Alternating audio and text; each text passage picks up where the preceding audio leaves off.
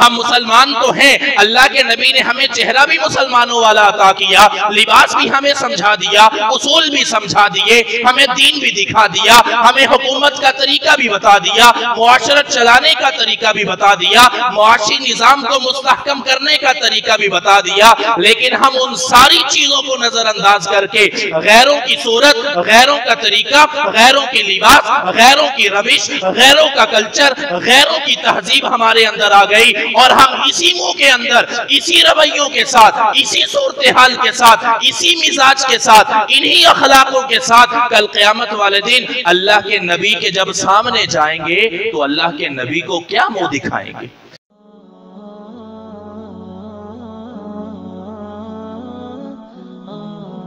اب آپ علیہ السلام کی بعثت کیا ہے؟ آپ صلی اللہ علیہ وسلم کی بعثت کو تو ہم اپناتے نہیں ہیں، یقین کیجئے آپ کا جو مقصد ہے ہم اس کو نہیں اپناتے، بلکہ آپ کی ولادت کی خوشیاں مناتے ہیں۔ یہ بات یاد رکھیے گا، ہماری نجات اس میں نہیں ہے کہ ہم صرف ربیع الاول کے مہینوں میں خوشیوں کا اظہار کریں تو ہماری نجات ہو جائے۔ نجات اس میں ہوگی کہ جو مقصد اللہ کے نبی لے کر آئے اس مقصد کو اپنائیں گے تو ہماری نجات ہوگی، آپ کی اطاعت کریں گے تو ہماری نجات ہوگی، اگر آپ کی اطاعت نہیں کرتے تو میرے بھائی ہماری نجات ممکن نہیں ہے۔ یہاں پر ایک چھوٹی سی مثال دیتا چلوں، یقین کیجئے ہم جس معاشرے میں زندگی گزار رہے ہیں نا، ہمارا حال بڑا پتلا ہے۔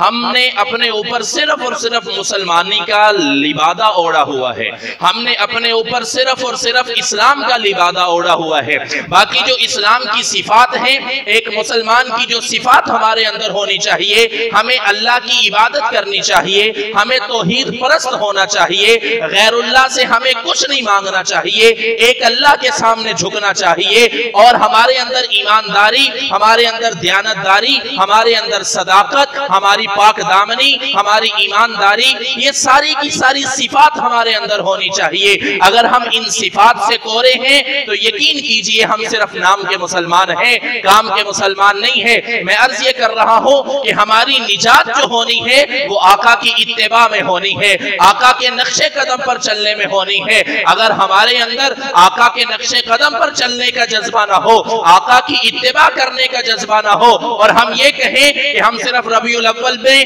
آقا کی ولادت منا کر، آقا کا میلاد منا کر ہم جنت میں چلے جائیں گے تو یہ ہمارا وہم و گمان ہے۔ یہاں پر ایک چھوٹی سی مثال دینا چاہتا ہوں، ہم نام کے مسلمان ہیں لیکن کام کے مسلمان نہیں ہیں۔ بات سمجھانے کے لیے عرض کرنے لگا ہوں، ہمارا ملک پاکستان کا ایک قومی ادارہ ہے جس کو پاک فوج کہا جاتا ہے، اور ہمارا ایک دن ایسا آتا ہے کہ ہم اپنی یوم آزادی مناتے ہیں جس کو 14 اگست کا دن کہتے ہیں۔ میں ایک بات سمجھانے کے لیے عرض کرنے لگا ہوں، اسلام آباد کی جگہ ہو، وہاں پر ہماری فوج پریڈ کر رہی ہو اور اپنی ملک سے محبت کا اظہار کر رہی ہو، اور اسی دوران کے اندر ایک آدمی آ جائے جس نے اپنے اوپر جو ہے وہ انڈیا کا جھنڈا اڑایا ہوا ہو اور اپنے جسم پر انڈیا فوج کی وردی پہنی ہوئی ہو، اور وہ وہاں پر پہنچ جائے تو دیکھنے والے کیا کہیں گے کہ یہ پاکستان سے محبت کرنے والا ہے یا پاکستان سے غداری کرنے والا ہے؟ کیا کریں گے؟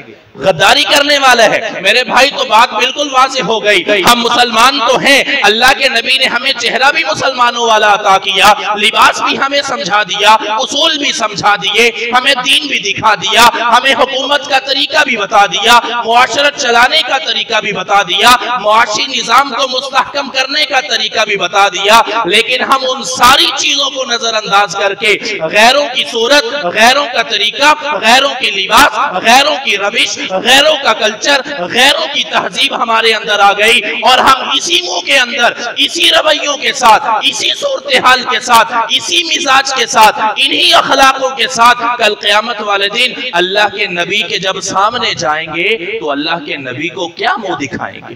ہمارے رویے ہیں، ہماری شکل و صورت ہے مسلمانوں والی، ہمارا کلچر جو اللہ کے نبی نے ہمیں درس دیا، جو اللہ کے نبی نے ہمیں تعلیم دی۔ حجۃ الوداع کے موقع پر مسلمانوں دو چیزیں چھوڑ کر جا رہا ہوں، قرآن اور سنت چھوڑ کر جا رہا ہوں، سینے سے لگا کے رکھو گے کبھی گمراہ نہیں ہوگے، اگر ان کو چھوڑ دیا ذلت اور رسوائی تمہارا مقدر بن جائے گی۔ تو کیا آج امت مسلمہ ذلت رسوائی کا سامنا نہیں کر رہی؟ کیا آج امت مسلمہ जुल्म की चक्की में नहीं पिस रही? क्या आज उम्मत मुस्लिमा को तरह तरह के मसाइल का शिकार नहीं किया जा रहा? क्या आज उम्मत मुस्लिमा के खिलाफ आलमी सतह पर साजिशें नहीं की जा रही? क्या आज उम्मत मुस्लिमा को गाजर और मूली की तरह नहीं काटा जा रहा? मेरे भाई वजह कुछ नहीं है, सिर्फ यही वजह है हमने कुरान और सुन्नत को पसे पुष्ट डाल दिया।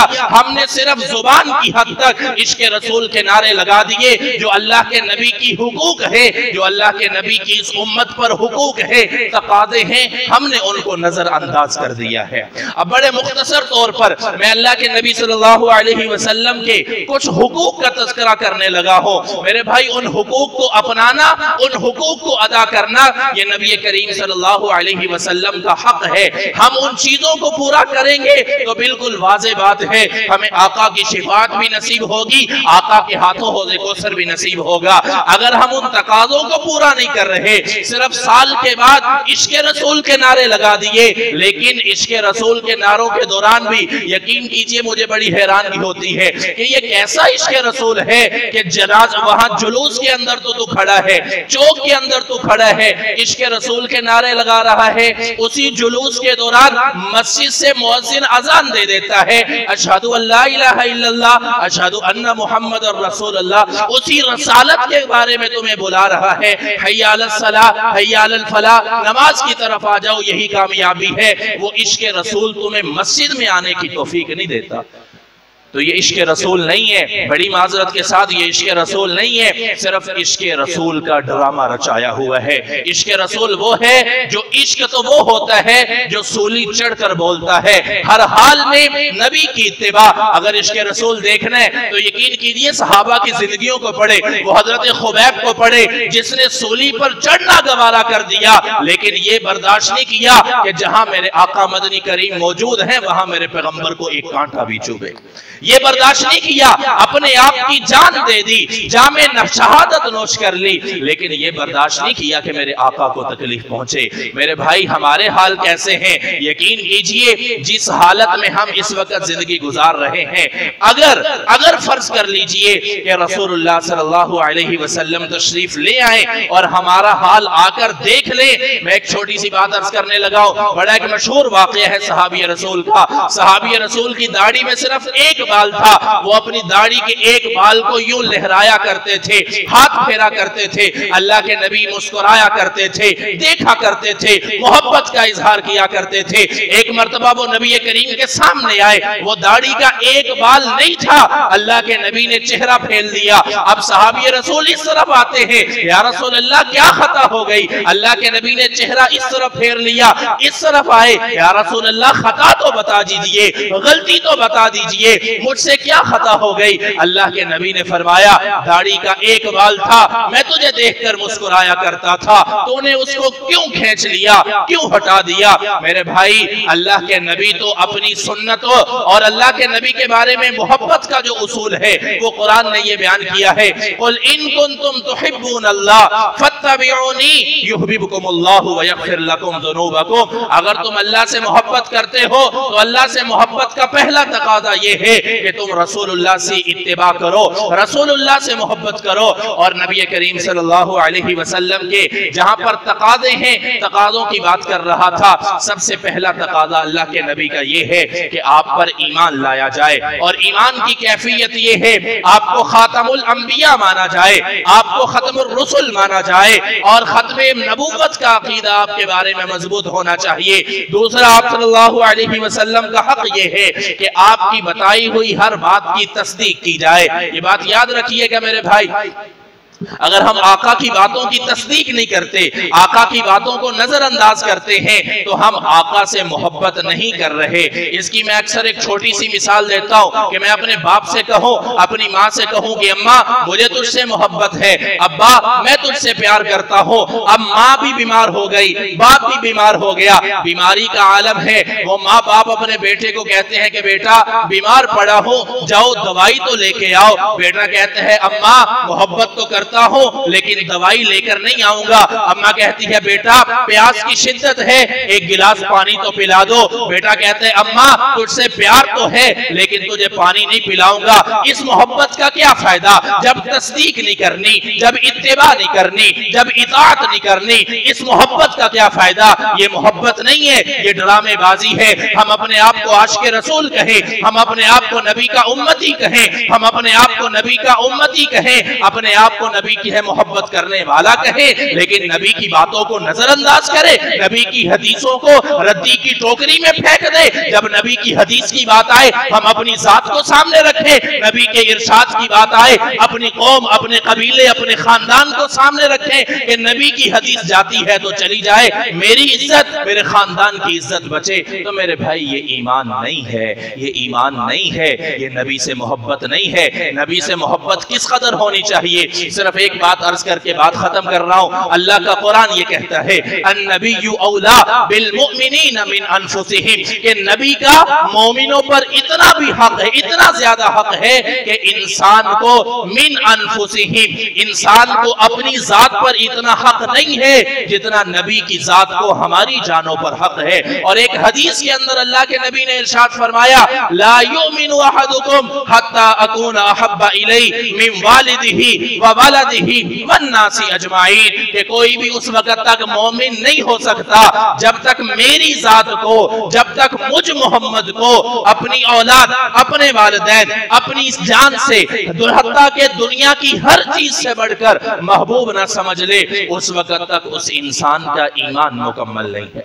तो मेरे भाई अपने गिरबान के अंदर झांक कर देख लो कि मैं कितना नबी से मोहब्बत करने वाला हूँ। मैं ये नहीं कहता कि मोमिन नबी से मोहब्बत नहीं करता, मोहब्बत हर मोमिन के दिल में है, लेकिन मोहब्बत कमजोर हो चुकी है, मोहब्बत कम पड़ चुकी है। यही वजह है हमारी शक्लों से, हमारे लिबास से, हमारे रवैयों से, हमारे कल्चर से, हमारी तहजीब से, हमारे घरों से, हमारे मोहल्लों से, हमारी चौकों से, हमारे बाजारों से नबी की सुन्नत उठती चली गई है। जहां पर भी देखो नबी की सुन्नत के जनाजे निकल चुके हैं, जहां पर भी देखो नबी की सुन्नतों को फरामोश किया जाता है। मेरे भाई ये इश्क़ रसूल नहीं है। और खुदा के वास्ते, खुदा के वास्ते, खुदा का वास्ता देकर कहता हूं अपने सोए हुए मोमिन को जगाइए, अपने सोए हुए ईमान को बेदार कीजिए, अपने ईमान को बेदार करके इश्क़ नबी का मुजाहिरा कीजिए। और इश्क़ नबी ये नहीं है कि किसी को तकलीफ पहुंचाई जाए।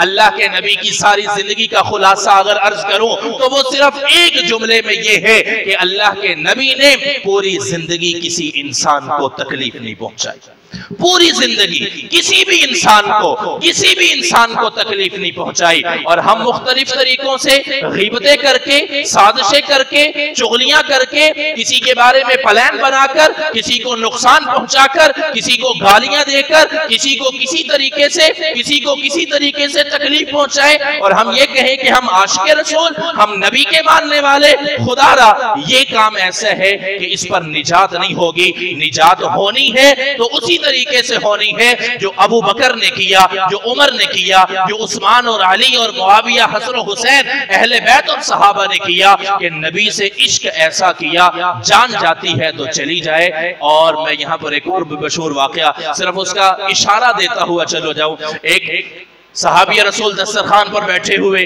बड़े बड़े हुक्मरान उस पर बैठे हुए, लुकमा नीचे गिर गया। अब नबी की सुन्नत तो ये है अगर गंदा नहीं हुआ, मट्टी नहीं लगी तो उसको साफ कर दिया जाए, या हल्की फुल्की मट्टी भी लगी हुई है तो उसको साफ करके खा लिया जाए। सहाबी रसूल वो लुकमा उठाने लगे तो दुनिया के बादशाहों ने कहा, साथ जो वजीर और मुशीर थे उन्होंने कहा क्या करने लगा है, ये दुनियादार बादशाह तेरे बारे में क्या सोचेंगे। उसने कहा कमले, सोचने वाले सोचते रहे, मैं इन दुनियादारों की वजह से अपने महबूब की सुन्नत नहीं छोड़ सकता। ईमान तो ये है। तो खुदारा ऐसे ईमान अपने अंदर पैदा कीजिए, ईमानदारी का सबूत दीजिए, खैर खाही का सबूत दीजिए, दयानतदारी का सबूत दीजिए, सदाकत को पल्ले बांध लीजिए, नमाज किसी हालत में न छोड़िए, नबी की सुन्नत को अपना लीजिए, अपने घर के अंदर, बाहर के अंदर अपनी 24 घंटे की जिंदगी सुन्नत के मुताबिक गुजार लीजिए। इसी में निजात है, इसी में कामयाबी है, इसी में सुकून है, इसी में फलाह है और इसी में अल्लाह की रजा है।